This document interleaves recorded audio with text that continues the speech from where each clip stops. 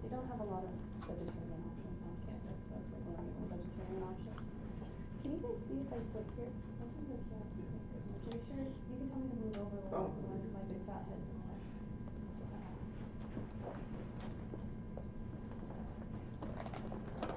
Honestly, I was wondering it's going to be like 386 or something. What? Seems like along the lines for this class. Oh, interesting. Okay, are you sure you guys can see past my big fat head? Well, yeah, pretty good. How's your friend yet? Oh, she's doing so good. She's so cute. I love her. Did you only take one? Yeah, I only took one, and then I got her like a little house that she lives in. She has like a little tall house. Can you put them in with the snake or no? I was going to do that when she gets nice and big. Right now she's so tiny and she's really stupid. Like she can't catch bugs super well. So like if she's in the really big enclosure, she's like right to her feet. She's maybe like half an inch. Oh, that's still like tiny. Yeah, so like the flowers Okay. maybe we can figure. Let us can't talk about the exam yet, but talk about it next time.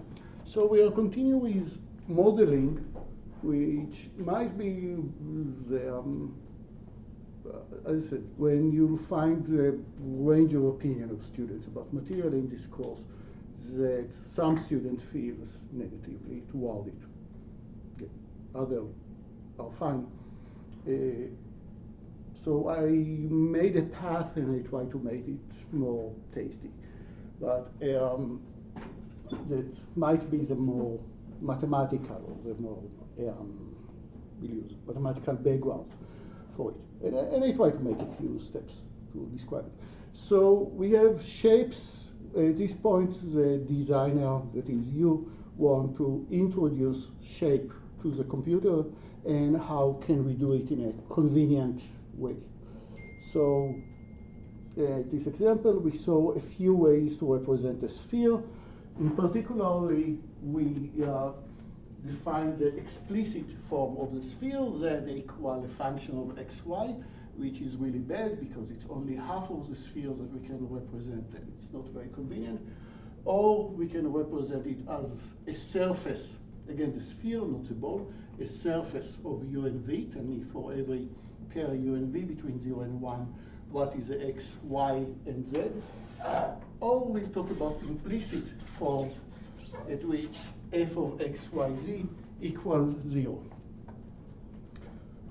Okay, and if I want to represent it in an implicit form, and that's a sphere, then x squared minus y plus y squared plus z squared minus r squared equals 0. That's a sphere of radius r. And we'll talk more about implicit forms. That's where I'm diverging from classical course of computer graphics to more modern terms about what if you want to create cartoons, you want to move cartoons. So implicit forms are actually extremely cool and very convenient because I can specify the dinosaurs as the skeleton of the dinosaurs. I can specify this shape as something like, I can ask, use the designer, specify a few points, and now I'll create a surface which is what?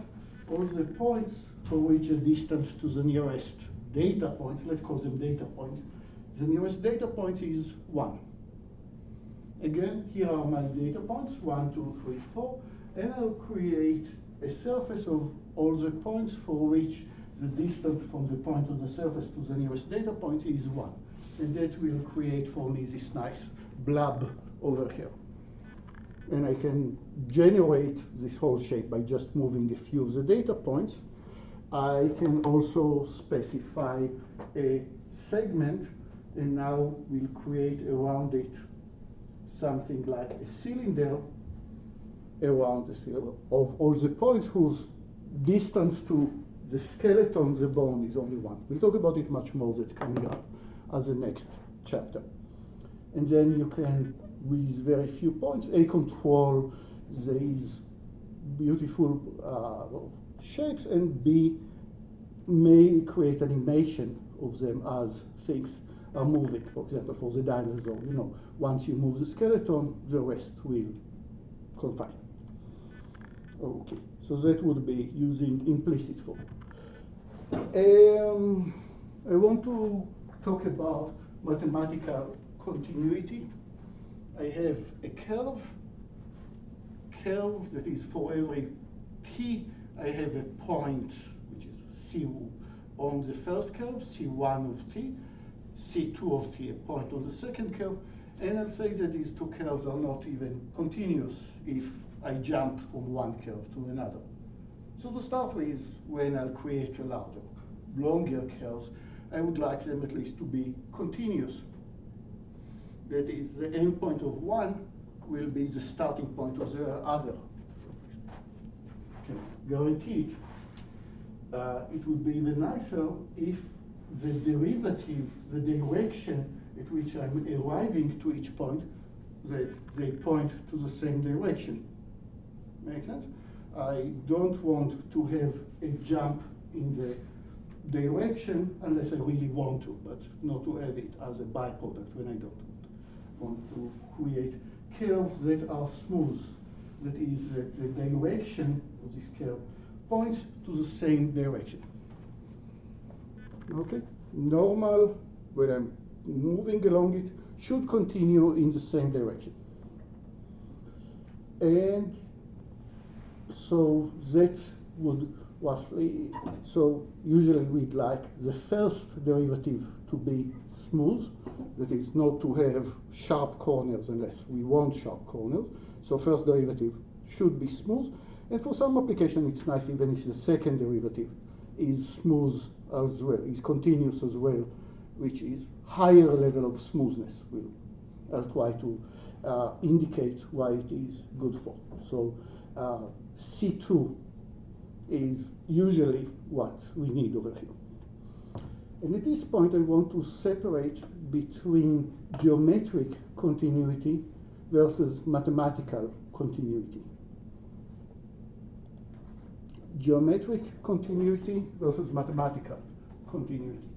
So you see a circle over here, and I created the circle by concatenating two curves. The first curve, the red, is for every t, I'll look at the point cosine t, sinus t, and t is between minus pi to 0. So if I draw all of it, it will be all the lower hemisphere. Or I can represent the upper hemisphere as cosine of 3 times t, sinus of 3 times t, and since I only want the hemisphere, it will be t only between 0 and pi over 3. If it was cosine t sinus t, I would go from 0 to pi, but now since I'm moving in 3 times t, I just go from 0 to pi over 3. And I'm asking, do I have geometric continuity? When I look at the tangent over here, does the tangent move continuous? Yes. When I'm arriving from here, the tangent would point vertically. When I'm coming from down, the tangent will point vertically. So geometrically, it is continuous and smooth. But I still try to convince you that you might, depending on your application, there might be a problem here. It is not mathematically continuous, the function that represents the location of the point A. But first, why do you care? It looks smooth, look like perfect circle. So why would you care that the tangents look at the same direction but don't have the same value?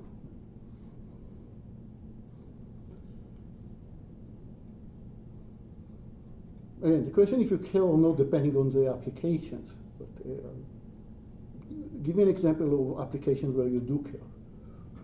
If there's a hole in it and you try to color it, then you color the whole plane because of continuity. Is that what you're getting at? No, the curve is just represent how the point move, or how I create the curve as, you know, the union of all the points for all the p's in this range. If all I need is to generate the shapes, then I don't care about this. That it is geometrically continuous, it is not mathematically continuous. But at which application would you notice it? Trying to like interpolate the position of the point. Getting warmer, when we'll use the curves to, one of the next topics of the course is animation. You want to represent how a character moves within time. And as you see at the point A, suddenly it starts to move 3 times faster at this region versus at this region. If you want it, fine, but you don't want it accidentally. Okay, so it's nice that everything that we discuss and everything that we discuss will be mathematically smooth. Exactly one of the reasons is it creates nicer shapes, tends to not be not create sharp corners.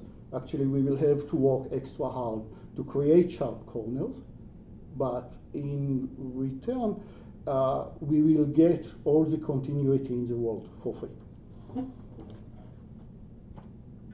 Okay, so one application of one such curve, we talked about animation. Another application is we'll revisit surface of revolutions, but surface of revolution I can create by generate one curve and then rotate it around the symmetry, and it will create this shape.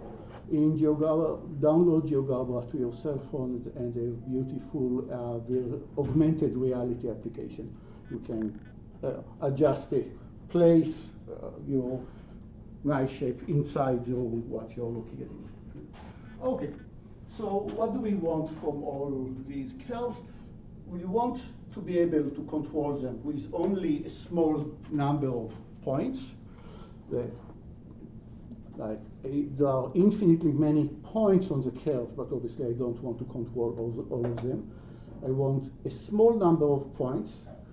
The points might be 2 dimensions, 3 dimensions, and so on. Points, or in general, parameters that you control. Sometimes it would be vectors, directions, instead of just points.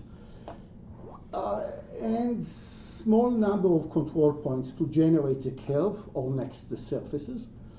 And I want to have the mental image of if I move a point a bit to the right, then the surface will confine nicely and move a bit to the right with some proportional to how much I move these control points. I don't want that, I want stability. Don't want that I'll move one of the control points by a tiny bit and suddenly the curve will start intersecting itself or jump by a lot. So that would be a nice image of predictability. How much, for each one of the control points, how moving it will affect the curve or the surface that we are creating. Okay, and continuity, C1 or preferably C2 would be nice. Okay.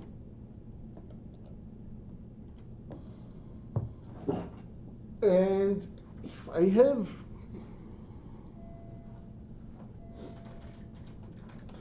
now, I'm a designer. I'm designing the Coca-Cola bottle, or I'm designing my favorite car, and for this I need a curve, and I'll generate all these points as my control point, and now I can find a polynomial that go through all these points. I have 30 points. Here I'll create a polynomial that has degree 30 and go through all these points. And it will be smooth, and it will be in C2 actually, it would be, no matter how many times you take its derivative, it will still be smooth.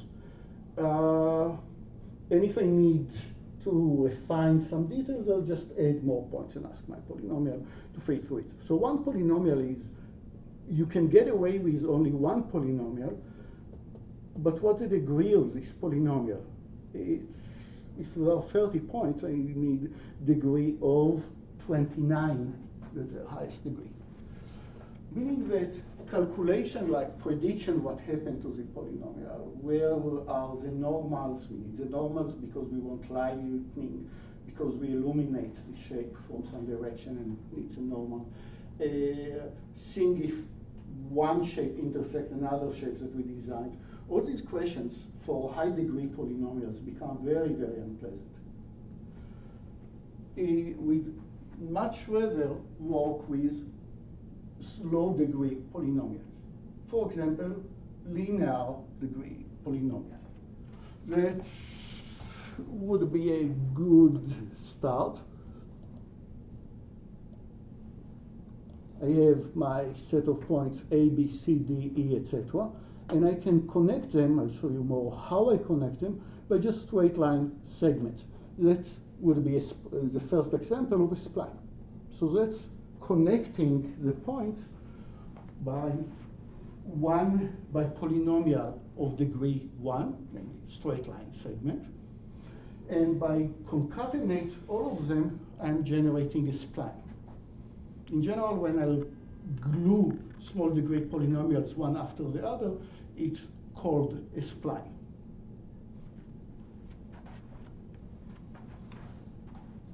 But okay, so it's continuous. It's a curve that is continuous throughout all my control points, and that's the only positive thing that I can say about it. Besides it, it's very non-smooth, not in any aspect. So I can start to connect them by polynomials of degree 2, quadratics. What will really work is, let's use polynomials of degree 3 in general. In all the tools that I'll show you today, we'll use polynomials of degree 3.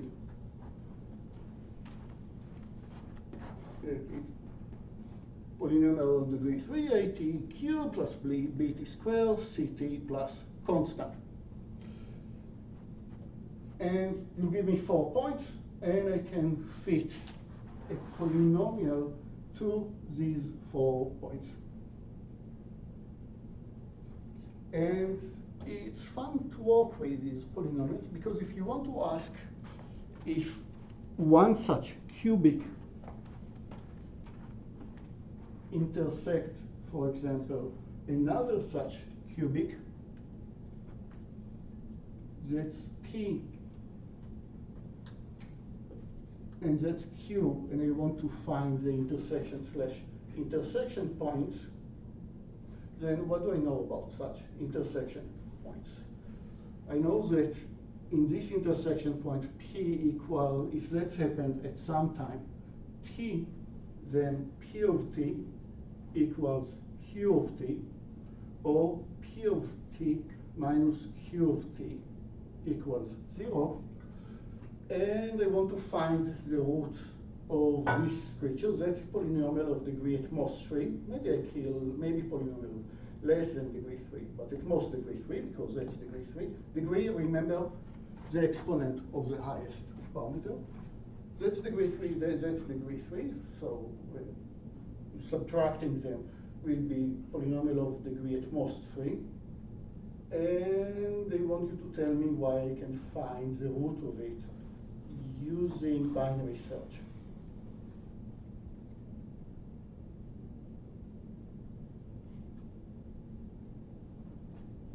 Is that through DS sequences?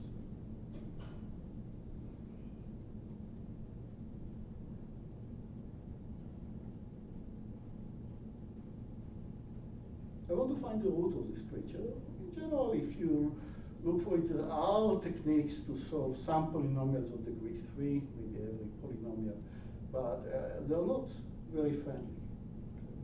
You can use binary search. You can accelerate the binary search, but at least binary search can always work. But why? How do you? Yeah. I'm trying to remember. I know there's a method where you can continuously take the derivative and it'll like iterate. That will be a Newton-Raphson that we will talk about. Okay. That accelerates the naive binary search. Why binary search on what? How do I know that? Binary search, I have some range, and then I check the median of this range, and then I converge to either the left subinterval or the right subinterval and keep going. What gives me these subintervals here? Could we maybe take a point on each line, project it onto like an arbitrary line, and then try to like go back and forth until they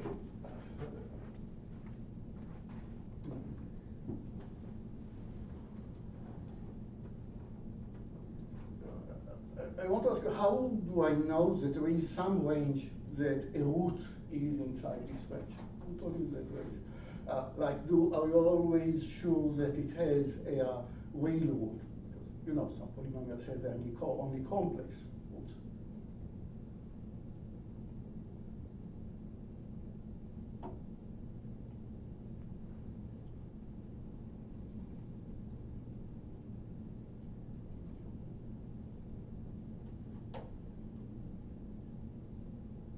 You're asking how do we know that there is a root? That there is a real, not a versus complex root. The intermediate value And theorem. how now we are getting somewhere, but between what and what?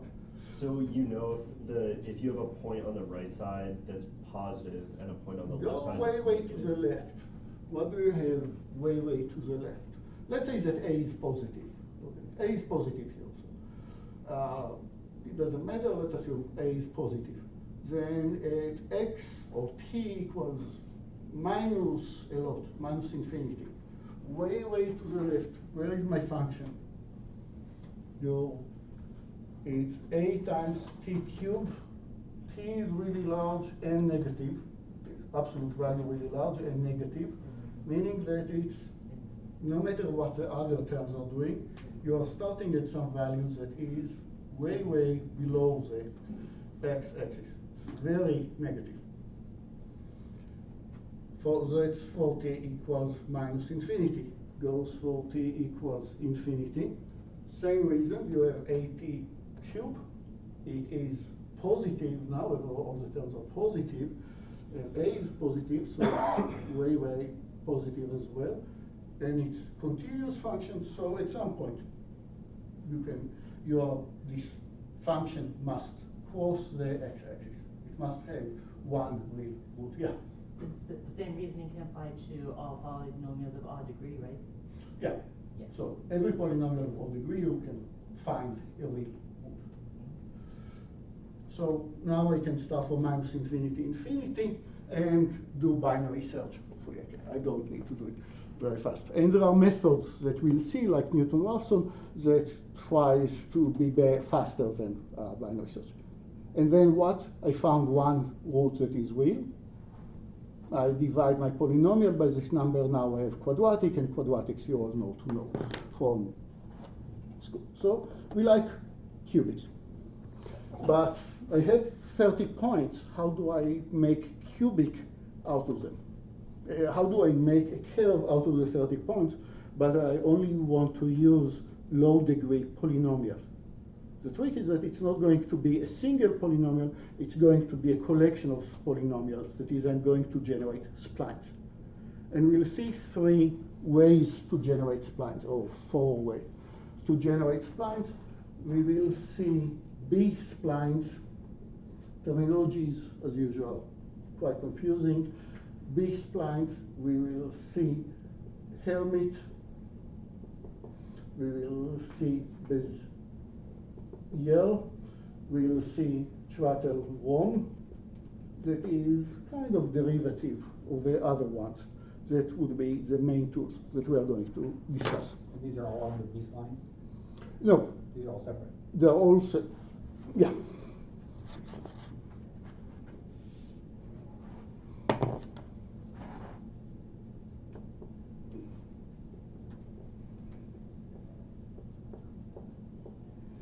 And C is somehow a mixture of all the above.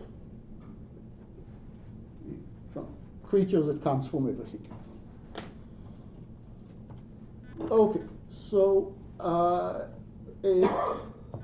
don't have the slides for the linear cubes, but you'll see that in all the functions, all the curves that I'm going to show you, there will always be 2 sides where the right side, use the right screen.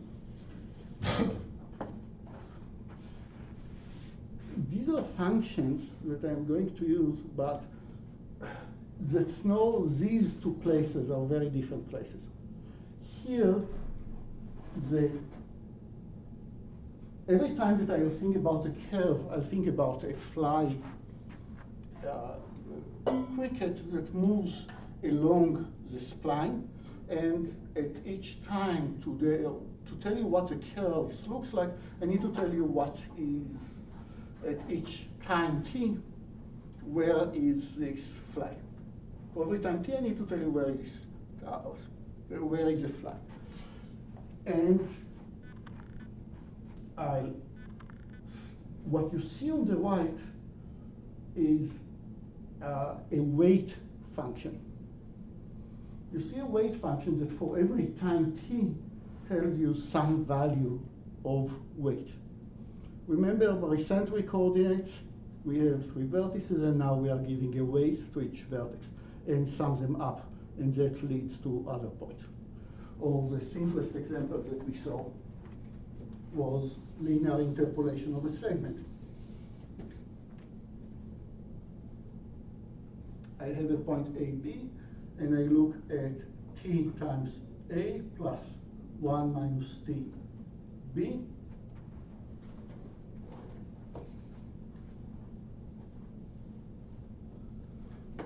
So t and 1 minus t are the weights,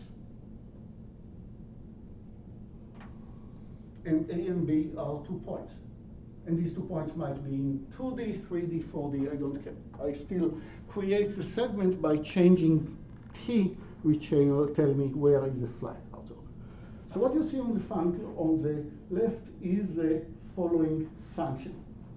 W of t, function that changes time, tends to be 0 everywhere, except that if when t is smaller than -1, it's 0.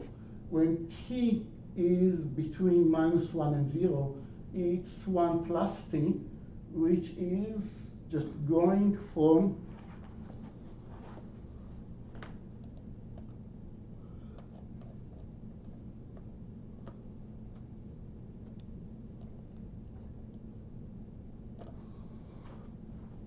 so at t equal -1, this function goes linearly until it gets in -1 at t equals 0, this function gets to 1.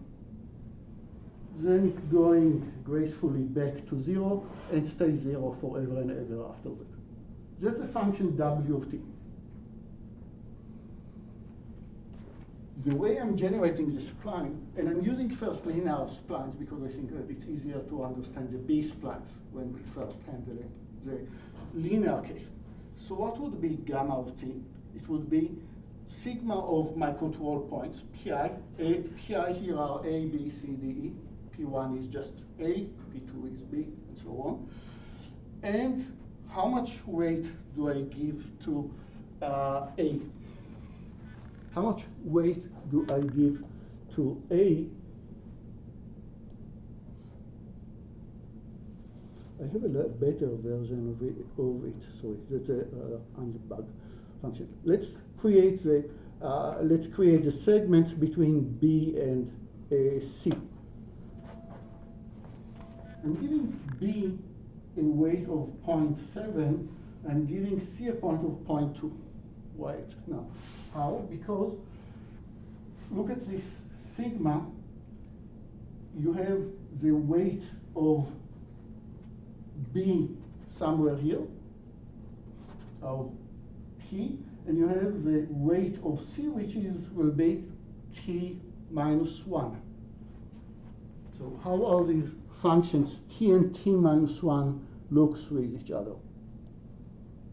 It's not the latest version, it's a bit about. Here is one function in purple, and here is the next function that comes up for the next weight. And now, as I'm moving in time, what happens, if this is a function that corresponds to D in this case, now D gets all the weight, meaning that my fly is on D. And this one, as I'm increasing the time, then the weight of D decreases, but the weight of the next point increases, start from 0 for the green and slowly increases. And this plus this for every time equals 1. And that's so right now my fly over here is between B and C. As I'll move along, I'll get to the case that C gets all the weight of 1, B gets a weight of 0, and at this moment when T will increase, the weight of C will start decreasing, but the weight of D will increase, and the sum up is always 1. Make sense? So that's how it works. Now, let's understand why this summation exactly gives us this curve. Because what you have A times W of T plus B times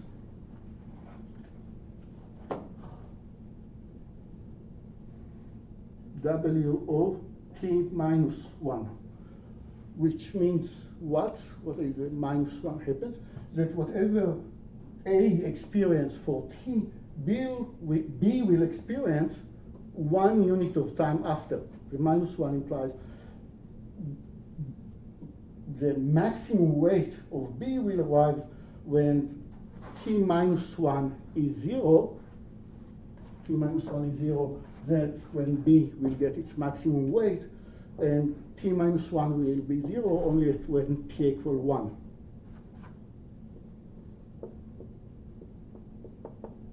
When does C gets all the weight of 1? At T minus 2, and so on. Cool? So that's how this sigma explains how I create a polygonal curve. And there is a, okay, there is a slight bug that my fly doesn't start at T equal at A, but start at B. But other than that, my flight will move at each point, and again, at each moment, only 2 of these functions, you have n terms in the summation, but at every moment, only 2 of them are non-zero. All the other wi's gives 0 weight. So, okay, it's one way to, very convoluted way to define polygonal path. Polyline. We want nicer polylines. We want polylines that would be smooth in particular. And at C2. The idea is the same. We are going to sum up the weights of a point times the way we are going to have a sigma of all the data points, pi, A, B, C, D, E. For every point, I'm giving the weight W of Ti minus 1, except that the function, the weight function that we saw earlier was anything but smooth, right? Then like this.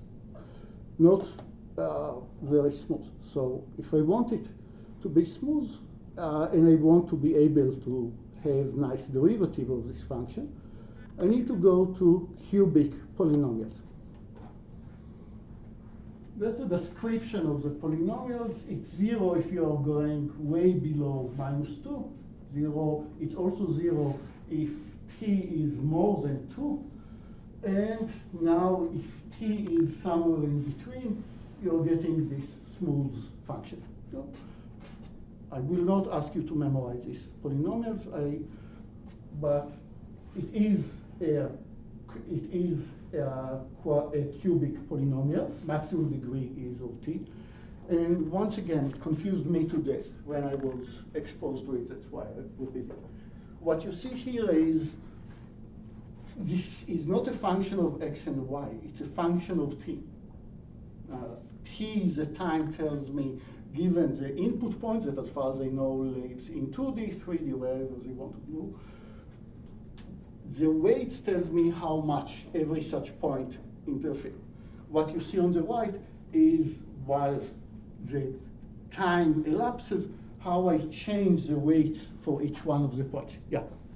Since the blue line never crosses any points besides A, like let's say, for example, B, why doesn't, at one point B should I'll get back to it. So what happens at this moment, this is a function. Actually, I need to shift it a bit. So it's t minus I times p of I plus 2. You see a moment? So I like start 2 points ahead of time. A bit technicality. What's good about the B part? At every time in the linear splines, there were only 2 points that were effective at each moment. Now at every time, there are 4 points that are effective.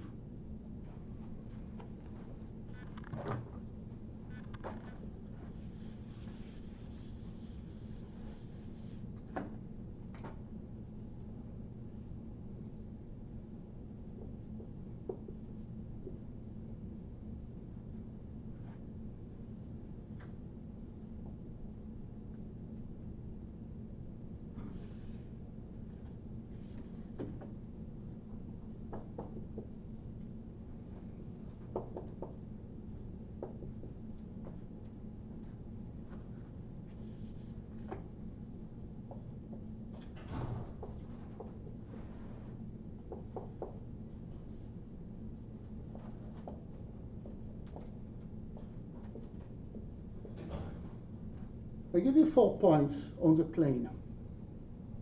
I give you 4 points on the plane, and I give each one a weight, alpha, beta, gamma, delta. And I iterate in this infinite loop over all possible values of alpha, beta, gamma, delta, such that they form a convex combination.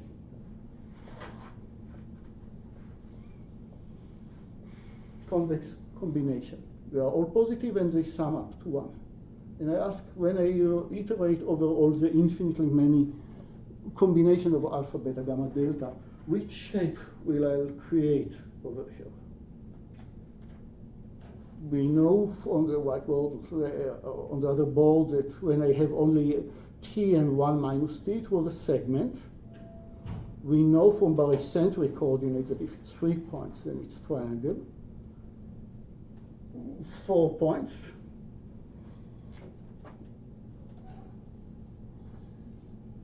You're getting the quadrilateral, so let's be a bit trickier. What happens now?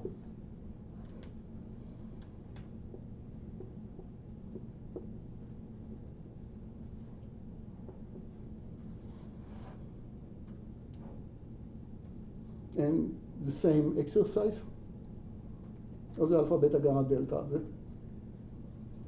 It's just all connected, right?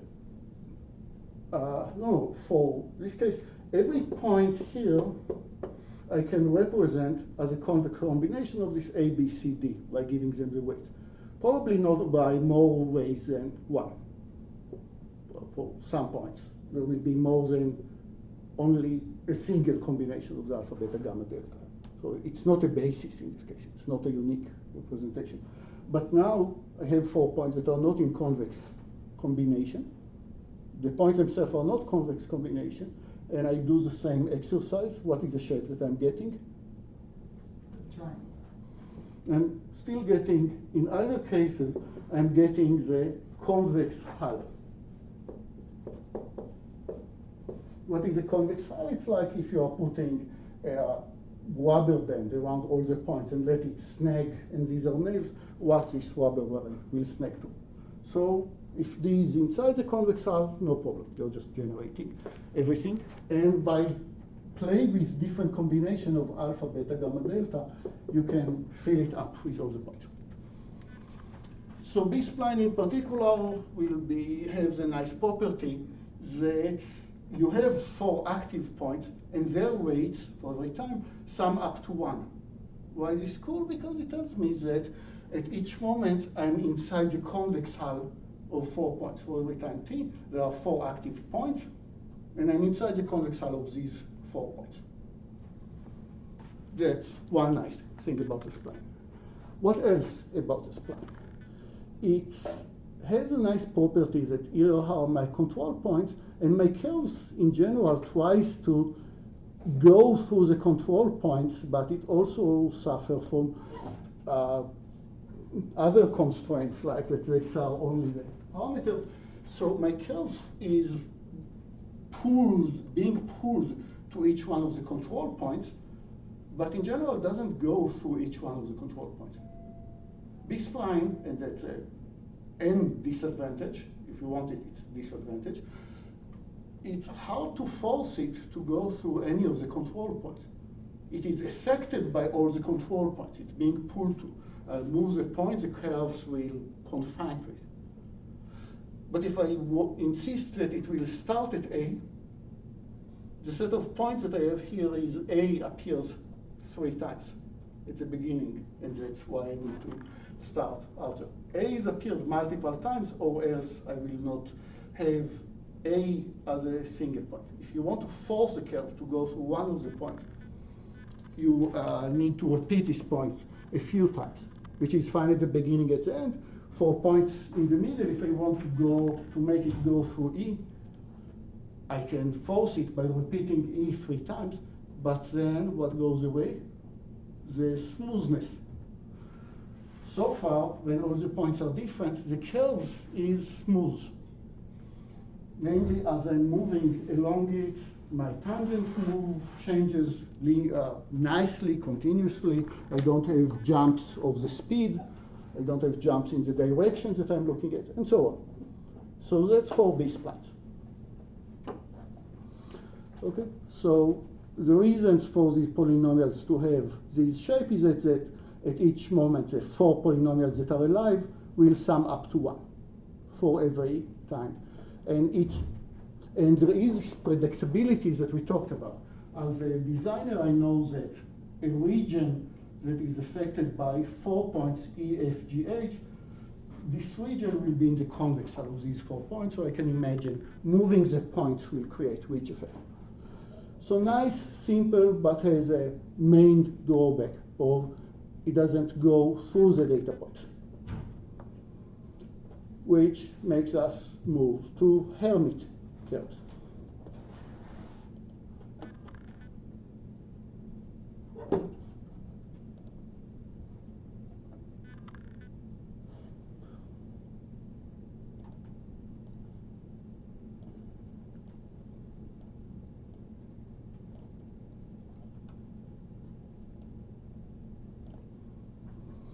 So my goal is to generate a curve that can go through a lot of points.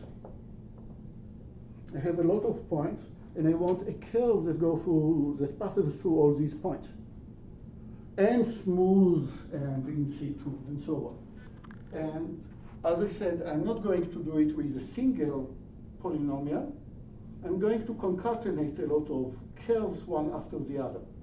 But when I glue 2 such curves, I want to be worried about don't create sharp edges when you glue 2 pieces.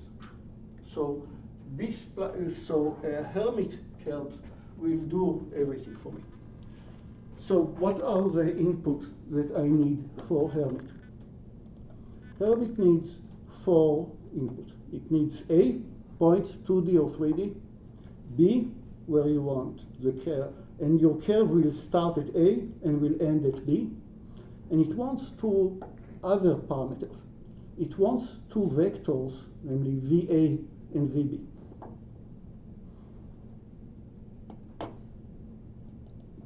So I can specify A, where is A, and move it.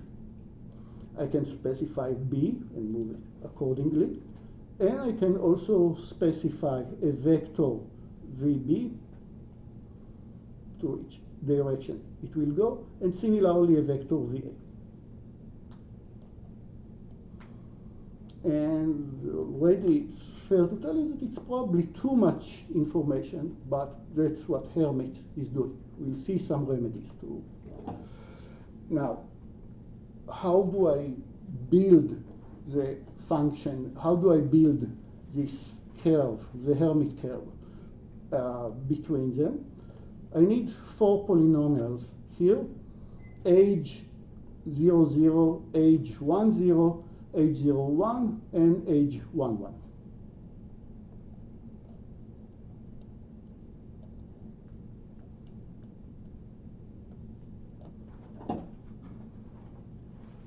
Age 0, 0, age 0, 1, age 1, 0, and age 1, 1. Remember, that's a time, and the time is going only between 0 and 1. Let's look at these 2 guys, age 0, 0 and age 0, 1, and let's look at the definition of the curve. the curve starts by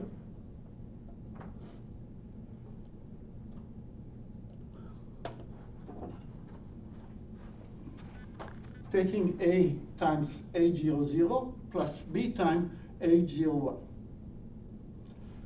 Now, this and this, as you can see, one is a mirror image of the other.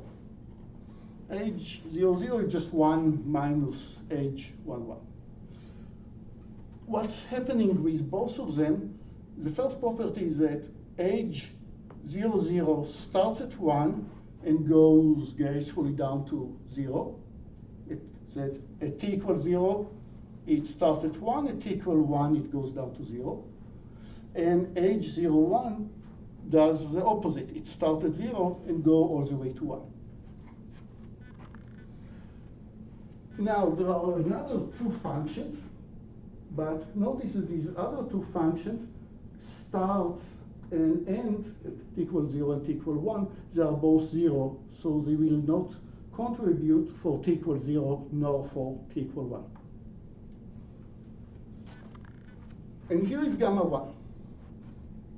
A times H00 of t plus a bunch of other things, but all these other weights at t equals 0, this equal to 0, because this is this equal to 0, this guy, this equal to 0, this guy. So what does a curve, where is a fly at t equals 0? You have H00 at 0, which gives it 1, plus a bunch of other things that are all with weight 0. So the curve starts at A. So at least I know that my curve starts at A because that's the only non-zero thing out there. Similarly, t equals 1, H00 t equals 1 is 0, H01 is 1, the other two guys are 0. The curve ends at B, for sure. At t equals 1, the curve is at B. So my fly starts at A, at t equals 0, and goes all the way until at t equals 1. T equals 1, my fly reaches B.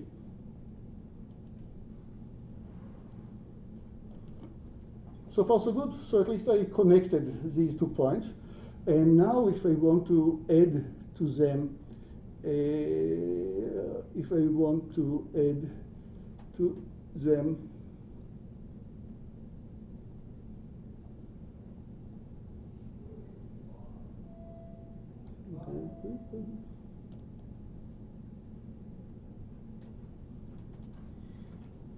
I can add another curve that will start at B and end in C, the same way. This is the one. I can add to it yet another curve that will continue, add another curve. Okay, so at least I'm sure that for t equals 0, gamma is at A. For t equals 1, gamma is at B, the only non-curve. But now, but that was also with linear spline as well. Why do I go through all this gymnastic? Next, if I want to ask at which direction am I moving? What is the slope, the tangent, at each point?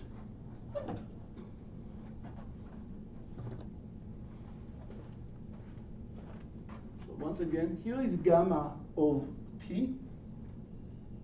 And I want to ask, if I'll ask, what is the derivative of gamma at t, denoted by gamma prime of t? What does it mean? You have a point t on the curve. Remember, these are the weights that are not the curve. You have the point t. You're moving from t plus delta t, a point just a bit further down the curve. Take the difference between them. Difference in what? Different in the geometries that you're living in. There are points in 2D or 3D. Right? 2 points along the curve, take the difference between them and divide it by delta t. Same part that you know to do, derivative from high school, except that you maybe didn't see derivatives of curves. So if it confuses you, remember that A has its x coordinates, that each one of these points has its x coordinate, and now it's a function. You take the derivative of the x coordinate separately and the y coordinates, and it will spit out a vector. Where is this vector? You see it. That's where it's pointing. That's where the derivative of the curve is. And derivative of curves, direction of the curve, behave very similar to derivative of linear functions that you know from high school. Or do you said that you all took calculus? What if I have f plus g prime? It is f prime plus g prime. The sum of linear function. Sum of functions takes a derivative of the sum is the sum of the individual derivatives. So the direction of gamma at t, where this arrow points to, the direction of gamma at t is take h00, take its derivative times a, h01, take its derivative times b, exactly the sum of the derivative of the functions. That helps me to define gamma. Guys, still alive? Still with me? And at this point, I'm going back to the graph. That's how these functions are defined. It's less relevant for us. And let's look at the derivative, namely the slope of the functions, each one of these four functions. And let's ask what is the slope at t equals 0. Just by an eye, let's just eyeball. What is the direction of each one of the functions at t equals 0? What should be h00 prime, the derivative by t at t equals 0? Where does the arrow points to? It's flat, meaning the derivative. Now it's just very normal derivative. It's function of t. Derivative, where does it point to? It's completely horizontal, so it's 0. But what the line y equal ax plus b when a equals 0, just a straight line. So h00 at 0 is 0. h01 at 0 is also 0. And if you'll believe me, or let's convince you, let's move the time. Yeah, GeoGebra is addicted. At t equal 1, they kind of all equal to 0. And at t equals 0, most of them equal 0 as well. These are horizontal, except h01. h01 equals 1 at t equals 0. So take this grid shell, take the derivative of each one of the functions, and ask what happens at t equal 0. h00, what did we say? h00 prime at t equals 0 is 0. So this term has no contribution. The a times this one has no contribution. Similarly, this one, again, curve h01 starts horizontal, is 0. V of b times h11, you don't see the arrow, but it's 0 at this one. The only one that is 1 is VA. Conclusion, where does the curve start from? The curve starts when the arrow points to VA, the direction of VA. And for the same philosophy, the curve ends when you point into VB. Cool. Very cool way to generate it. But fine, that's one segment. What does it help me? I need a lot of segments.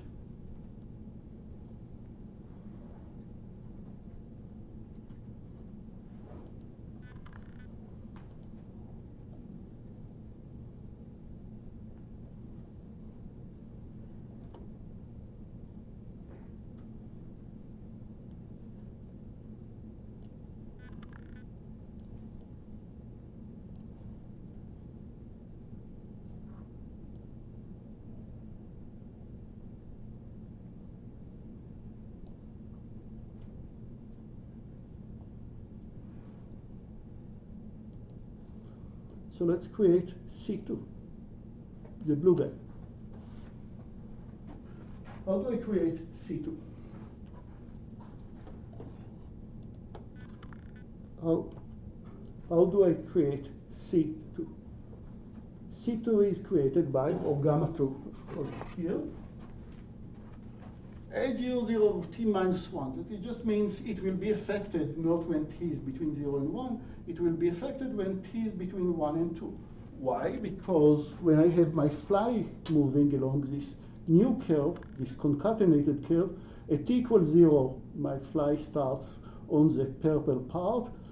At t equal 1, it will get to the junction, and now move into gamma 2 for t between 1 and 2. And if I had more pieces, then it would be between 2 and 3, 3 and 4, 4 and 5. I can concatenate more pieces. How do I define it? Gamma of 2 is, well, the t minus 1 times b, t minus 1 times c, which means that at t, the second curve at t equal 1, you start at b. Remember, first curve ends at b, second curve starts at b. So this would mean that it's continuous, at least. They don't have a gap at this point. And in the same direction, what is the derivative at b? It's v of b, the vector that I just gave. So the vector that I gave is where the first curve ends, the slope where the first curve ends, and exactly the slope where the second curve starts. Meaning that as I'm walking along this curve, I have no idea that I moved from one curve to another at some point. It's completely continuous. There is no jump in speed, no jump in direction. Exactly what I wanted. And actually, it's even the second derivative is smooth as well. So it's aerodynamic, if you wish, about it. Everybody understands how it works? The whole gymnastic makes no sense to describe it for just a single segment. It's not a straight line segment, but one piece of the spline makes no sense. I need the whole gymnastic to now create a much longer curve by concatenated pieces, creating Hermite curves or Hermite splines, creating these pieces, and make sure that the overall curve is as smooth as I can. So animation-wise, my animation character will not go through any jumps at this point. Okay, so that's like the take-home message. This slide is, we'll go back to a cut-mole work. Yeah, I repeat a few slides here, sorry. Cubic, yeah, let's talk about Bezier curve. Kind of related to the Hermite curve, Bezier curve said, I don't like to give for 2 points and 2 vectors. Instead, I'll give you 4 points, A prime, B and B prime. That's what Bezier will tell you. And now I'll create a curve that is first, the full curve is inside the convex hull of these 4 points. And these 4 points are not symmetric. A and B is where my curve will start and end. And A prime and B prime are kind of pointing to the direction of the tangent when I start and where I end. So Hermite curves and Bezier curves are quite similar, except that if I connect A to A prime, it's roughly V of A of the Hermite. If I connect A to the first control A. So let me restart. To describe the Hermite, the Bezier curve, I need 4 control points, but they are not symmetric in the rule. The first and the last are where my curve starts and stops, and the 2 other ones controls the general shape of the curve. And if I connect A to A prime, it points in the direction of VA of Bezier. I just need to change the length and get exactly the Hermite. I need to double the length by 3 or divide by 3. And then I'll get the Hermite. And now is connecting from B to B prime will create the same VB, of the Hermit to equation is a vector from B to VB is equivalent, at least in the direction, to the VB that we played in the Hermit. I'll show you again. Here is VB, continue, versus B prime and B this direction. Well, not in the magnitude, but they are strongly related. Like from A to A prime, that's just the VA that I have over here. From A to, from A, it will go on to A prime. It does point in the right direction, as in the Bezier. What should I change for the endpoint? That it's a vector V of B is going not this way. It should go from B prime into B.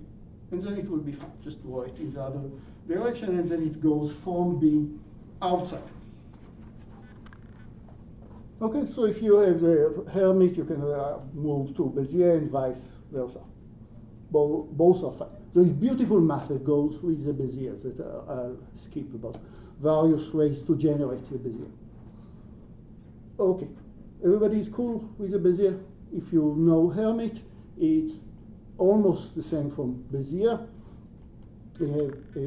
I have a slide about it that will come up. It just said, take every direction, take about twice.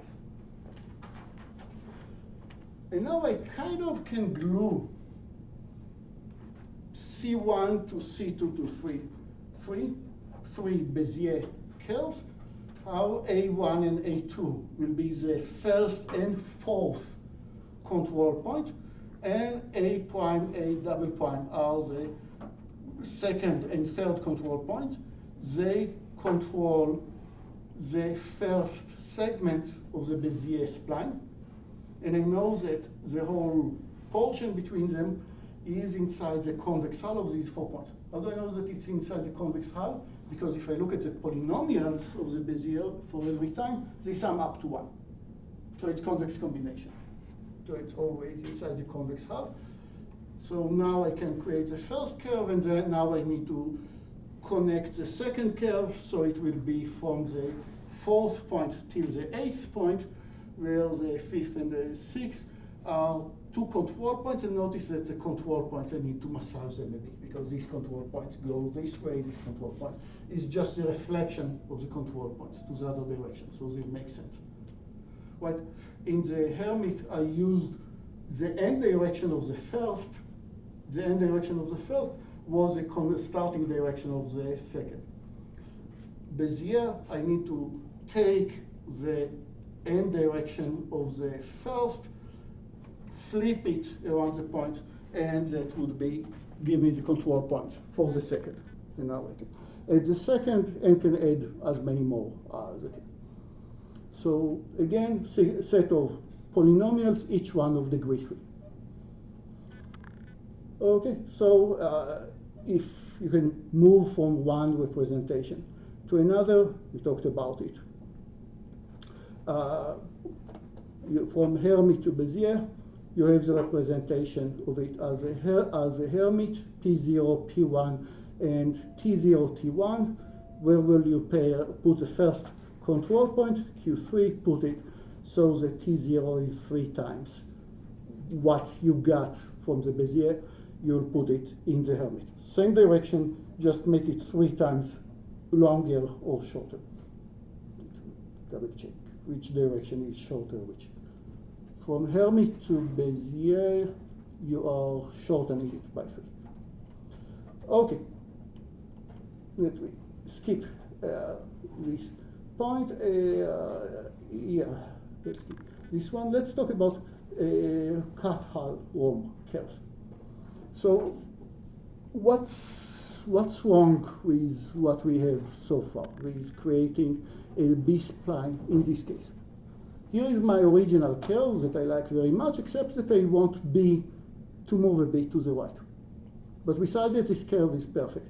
So I'll move B a bit to the right, and now I need to change the direction because I wanted something that, but it's, each moment I need to give each of the points where you're going via, as well as what is your direction. And sometimes you want this control that for each point specifies a local tangent for this particular point. If you want this control, nothing wrong with this, but at least as a starting point, Cathal-Rom suggested a different approach. And it says, let's use, say, Hermite or Bézier, doesn't matter. And I'll give you the points that I insert the endpoints of each one of my curve. For each one of my curve, of my segment, I'll give you the endpoint. So the first segment will be from A to B, next from B to C, C to D, and so on. However, I also need to tell you what would be the first tangent of the first point. You're not off the hook from the first tangent of the first point, nor for the tangent, the direction of the last point. But intermediate points, let's try to guesstimate. If I have a lot of points, probably I have the mental image of what should be the curvature along all these points. Where do I want the curve to proceed from B? If that's towards C, I want it to proceed towards C, but if it will proceed to C directly, I'll get a straight line segment that I'm losing the continuity. So what should be the tangent here? It should tell me what is the direction that I came from, which would be this direction. What is the direction that I'm intending to be in the next direction? Let's take, therefore, the segment from A to B plus the segment from B to C. Take the average of these two segments, of these two vectors. Here is the average vectors. And now feed it to Hermite as probably that's a good direction that you want to go from this point. Let's repeat. Instead of me having the user needs to add the user needs to tell me where are the control points. That didn't change. Where are the endpoints of each segment. That didn't change. What I'm trying to say to the user is to also have to specify for each one of the points what is the tangent for these points. I'll try to have a good guesstimation of the tangents for each one of the points. If then the user wants to correct it, go ahead. It's not that you cannot correct it, but at least what is a good default. I'm using Hermite spline. Hermite splines tells me for each one of the curves, tell me what is the tangents, the orientation at the beginning and the orientation at the end. Instead of having the user giving this orientation, I will use the location of the control point to have a good guesstimate on this orientation for each point, right? Again, what makes sense as the orientation at B? Well, I arrive to B from A, I'm heading towards C. Let's take the vector that connects straight line from A to B, this vector. Let's add to it the vector that connects from B to C. You have this vector, and now take the average of these two vectors, half this part. That's probably a good direction of the curve, a good guess of the tangent at this point. What would be my guesstimate of the direction at C? Where do I get to C? I get to C from B, so I take the vector from B to C, take the vector from C to D. You don't want to use one or the other because it would mean that you are moving straight toward it and you are losing the smoothness. Instead, take these two vectors, where you're coming from, where you're heading, take the average, that's your first guesstimate about the tangent at C. Meaning that the user, as a default, just control the control points and does it unless the user feels the need to fix something. You can use this tangents, and in general, users tend to be happy. It's very popular methods to do it. So as a good way to guesstimate what is the direction of each one. So it's still, so Cathal Rome is still a B-spline. It's still a Hermit spline, gluing of Hermit patches, except that the difference between Cathal Rome versus just Hermit spline is that we try to guesstimate what are the orientation at each vertex, and the orientation of each vertex is just the average orientation of where we are coming from, where we are heading toward. It's not exactly interpretation of the direction because the length of the vector is also the game in the rule, so it's follow this formula, sum up these two vectors. I don't normalize them to be a unit length. You could, but you don't. That's a default. All cool? That is the difference between Cathal Rome versus just Hermit spline. Hermit spline, user needs to feed the tangents at each control point. Cathal Rome, you have the estimation, according to this formula, of the orientation at each vertex. Yeah? You said that a Cathal Rome was a mix of a few of them, but isn't it just the Hermit, like a modified Hermit? If I make it 3 times longer, I'll call it Bezier. So, or you can think about it as, you can sell it. I mean, I've seen it presented as, I actually give 4 points. I mean, even Bezier, just Bezier spline, I can say some of the points, namely every 4th point, is on the curve, and the other points pull the curves to the direction of the control points, like in the B-spline.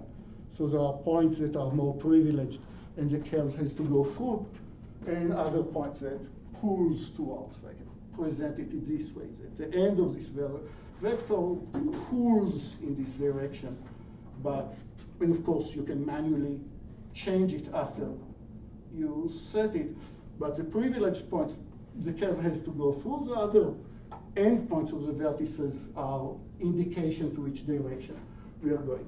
So maybe the term to say that it's mixture of the both is a big thing. It's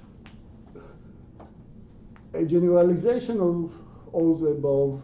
I want control of, like, at some points I definitely want control about some points that the curve will go through. I don't want to lose smoothness at these points, as we said, in B-spline, the original B-spline. If I place the same point B 3 times, my curve will go through B, but I have no guarantee about smoothness of B. I want to keep the smoothness. I want to move the points, and I want the curves, the orientation, to do something intelligent. I cannot know what is a good tangent based on only this curve by itself. I know some direction, but if I know about the next curve and the previous curve, and I can throw, of course, previous points and next points, and it will give me some idea about where the tangents should go, unless I want to with the mouse to pick up and change its direction. Yeah. So then if B, C, and D, for example, are collinear, you do get a straight line segment connecting them, and then it just curves at the edges, right? If they're all in the same line, then the vector from B to C is the same as the one from C to D. Yes. Okay. Modules that you still have to decide. The user still, this vector and this vector is still the user have to input, Yeah. to specify as an input. Yeah, so you can get like a straight segment on the spline by just having 3 points in a line. If you're doing a first or this first order process. Well, it's cubic, so if the I think that yes, but let me double check. 3 points on the line will probably give me something linear, 4 for sure, because it's cubic. 4 points, yeah, for sure. So, yeah, I think that we are now there are more saddled properties that are much harder to prove that nice to happen than sometimes. We could, for example, that we would not like the curves to self-intersect unless we want it to self-intersect. Quaternion tends to do it, it's much harder to prove. That as long as my curves kind of follow a curve that doesn't cross itself, the smooth curves will not tend to cross itself as well. That's much stronger property and much needed. And of course, once you design your star shape, you would like not to have curves out of. Yeah, later on. Thank you. See you Monday.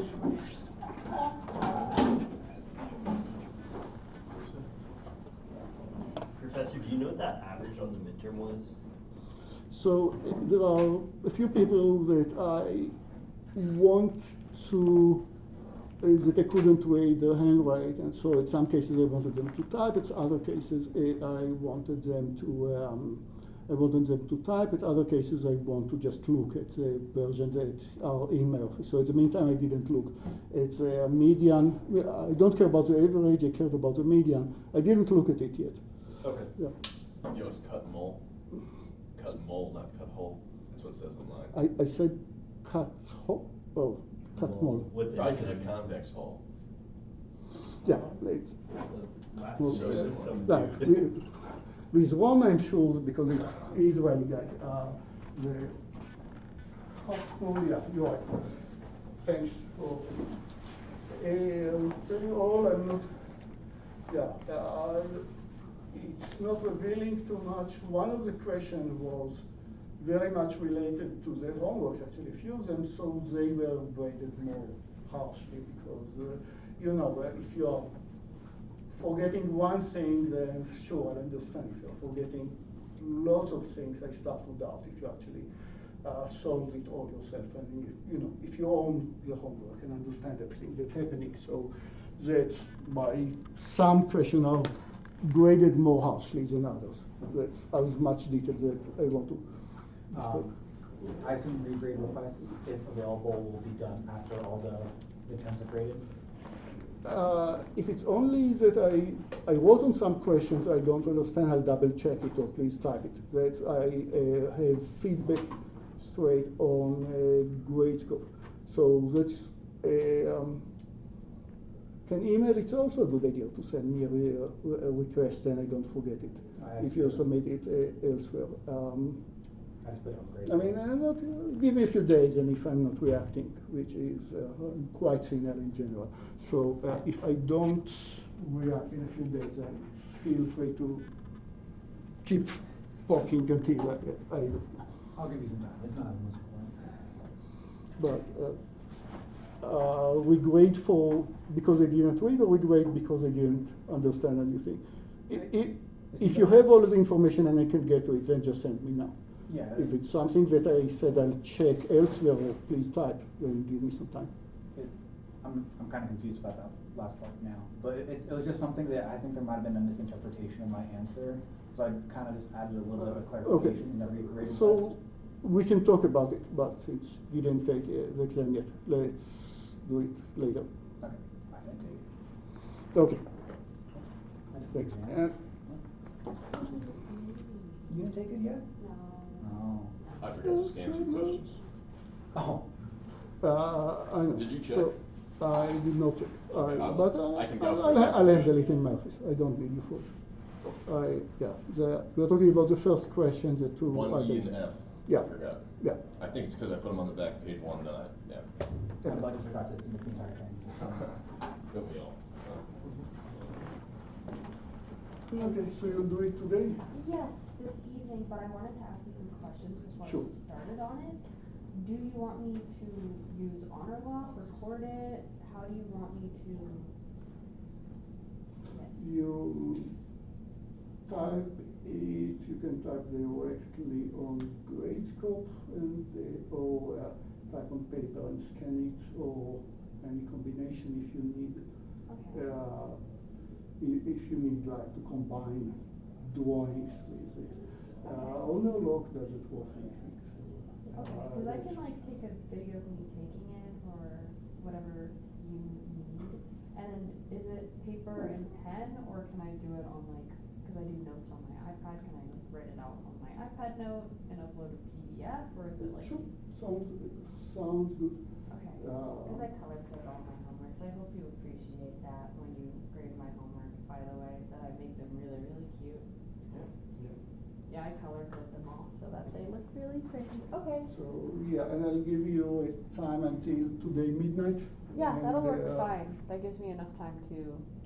Okay. Do you want to do you want to spend 5 minutes now to see if you have questions? That's about what it? I was gonna do. I didn't want to like open it because that felt wrong, but I wanted to like definitely ask you the questions that I had on, like if I need to record myself, if it's on paper. It's So, closed book, correct? Is it closed book and closed note?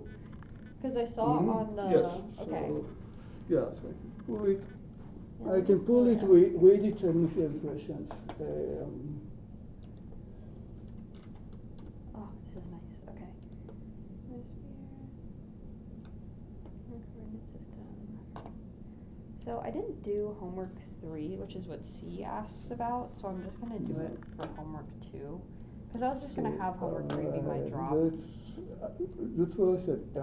You need to know what's going on to the level of being able to answer all these questions. Yeah, or not, but so it's not that, said that you don't know. So spend a bit time, you'll see that. So nice, okay.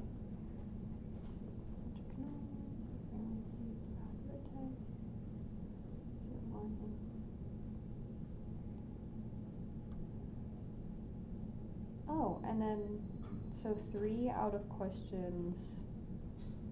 So 2, four 3, 4, 5. you can drop 1 question, and notice question 1F. So it's 5 from which answer 4.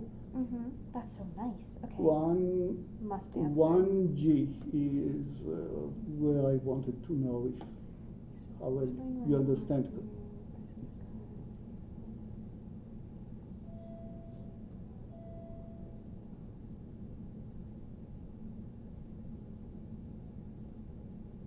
Okay, yeah, I get that one, because I did the theoretical portion for homework 3, and then while like reviewing for the exam, I noticed that it was like, oh, you could drop one, and I was like, I'm just gonna focus on the exam, so I don't have you waiting on me to take the exam forever.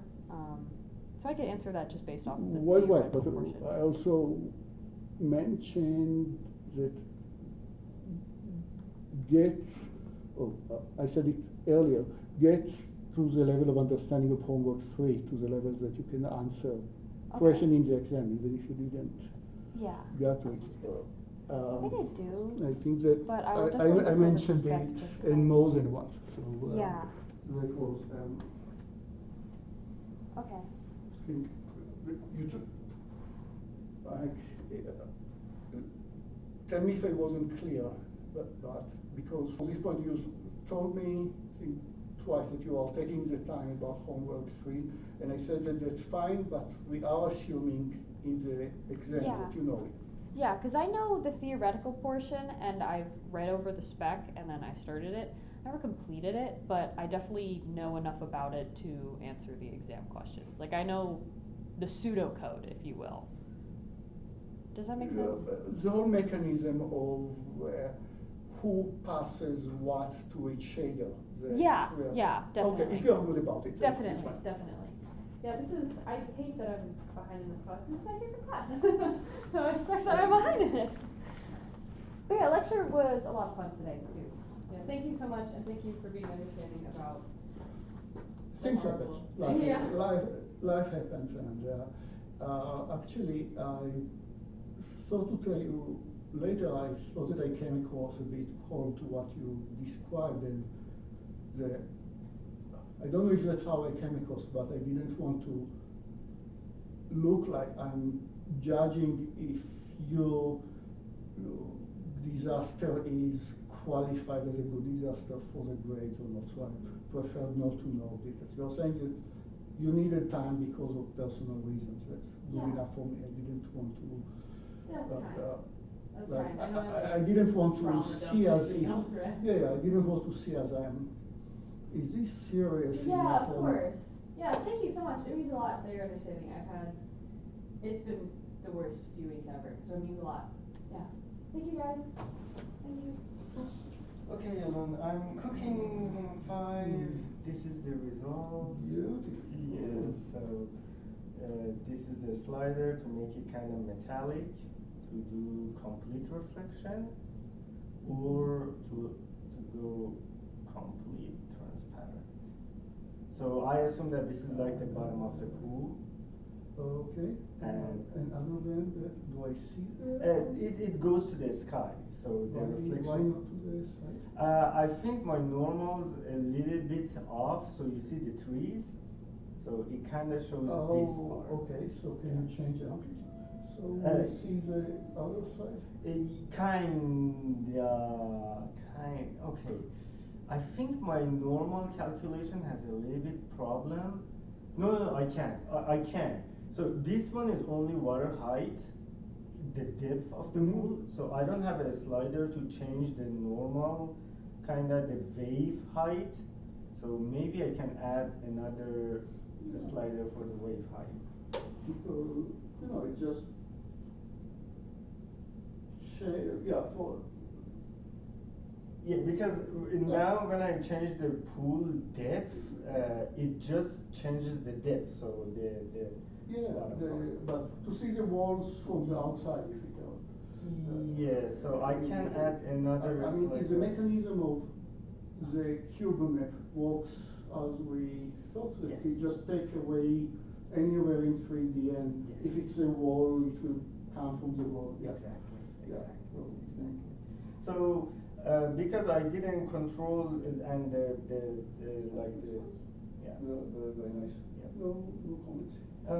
Also, the background is free, so I will put references and stuff. If you feel that we can use something else. I had one idea. I have something for Minecraft. If we can find I actually found too much. Oh, you can put. I don't know how to say it. So. Especially because this one, the sky is not that kind of interesting. It's just sky.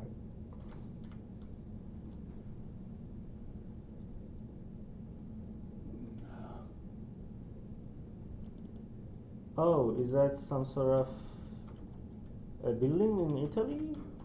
Or it's a painting? It's very classical. Oh, I see. Yeah. It's a church, yeah. It's something, you don't know it. Yeah.